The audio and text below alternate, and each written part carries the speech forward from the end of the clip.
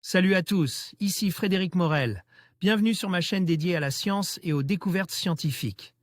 Si vous êtes passionné par l'exploration de notre univers et les avancées scientifiques, pensez à vous abonner. Aujourd'hui, on plonge dans un sujet fascinant qui repousse les limites de notre compréhension. Bonjour Allons-y. à tous et bienvenue sur ma chaîne. Aujourd'hui, je vais vous parler d'un sujet passionnant, les cargos spatiaux et la préparation de l'Agence spatiale européenne à l'ère post-ISS. Avec la fin imminente de la Station spatiale internationale, il est crucial de comprendre ce que cela signifie pour l'exploration spatiale et les missions futures.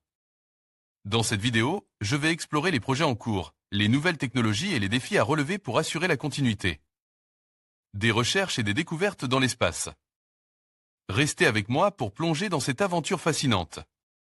L'Agence spatiale européenne se prépare à la nouvelle ERE post-ISS et souhaite doter l'Europe d'un système de transport de fret réutilisable et évolutif en orbite basse. L'astronaute Samantha Cristoforetti, qui dirige le projet à l'ESA, nous explique les details de cette initiative ambitieuse. L'Agence spatiale européenne, ESA, a récemment annoncé son partenariat avec Thales Alenia Space CESE. Exploration Compagnie pour le développement d'un véhicule cargo réutilisable destiné à l'orbite basse. Cette collaboration s'inscrit dans la vision de l'ESA de préparer l'après-ISS, une ERE qui verra l'émergence de plusieurs stations spatiales privées et le développement économique de l'orbite basse qui favorisera de nouveaux usages de l'espace. La décision de l'ESA est d'amorcer le développement d'un service de transport de fret qui vise à soutenir non seulement la Station spatiale internationale, ISS, mais aussi les futures stations spatiales commerciales. Selon Samantha Cristoforetti, astronaute et responsable du programme LEO Cargo Return Service à l'ESA, il est essentiel de développer un moyen efficace de transporter des marchandises vers et depuis l'orbite terrestre basse pour maintenir la place de l'Europe dans cet écosystème en évolution. On s'attend à ce que les cargos spatiaux jouent un rôle important dans la logistique et le soutien opérationnel des stations spatiales privées en assurant un moyen fiable et efficace de transporter des fournitures, des équipages et du matériel vers et depuis ces installations orbitales, ce qui participera à leur bon fonctionnement. Le démonstrateur technologique de véhicules de rentrée ERV, Earth Reentry Vehicle, servira de base de randonnée pour l'évolution vers le futur service de transport de fret en orbite basse. Thales Alenia Space, un service opérationnel d'ici la fin de la décennie. Parmi les 7 propositions reçues, l'ESA a sélectionné les concepts les plus réalisables d'ici 2028 ou en tout cas au plus tard en 2030. Chaque capsule doit pouvoir transporter jusqu'à 4 tonnes de fret vers la Station spatiale internationale et ramener 2 tonnes sur Terre.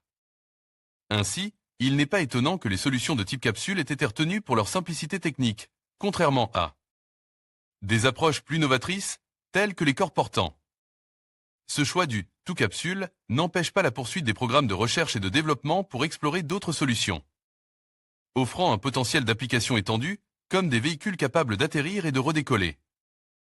La première phase de développement du véhicule cargo durera de juin 2024 à juin 2026.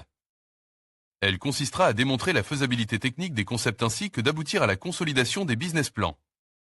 La phase suivante inclura un développement approfondi du service et du véhicule avec une mission de démonstration prévue pour la fin de 2028. Chaque capsule devra être compatible avec le lanceur Ariane 6 qui se prépare pour son vol inaugural. Il est important de noter que, bien que le véhicule cargo se concentre actuellement sur le transport de marchandises, son architecture doit être suffisamment flexible pour évoluer vers d'autres types de véhicules sans modification majeure, tient à souligner Samantha Cristoforetti. Le concept de capsule Nix de The Exploration Company. The Exploration Company des cargos qui évolueront. Concrètement, la flexibilité de conception et l'architecture de ces véhicules cargo devront leur permettre d'évoluer vers des véhicules capables de missions cislunaires, voire des véhicules adaptés au transport d'équipage, précise Samantha Cristoforetti. Cette évolutivité rappelle la transition du Dragon de SpaceX vers le Crew Dragon. Une des options sérieusement envisagées serait d'utiliser un véhicule capable de rapporter sur Terre des échantillons lunaires cryogéniques. Une capacité que la NASA n'a pas intégrée dans sa structure globale d'Artemis mais qui pourrait susciter l'intérêt de l'agence spatiale américaine, veut croire Samantha Cristoforetti.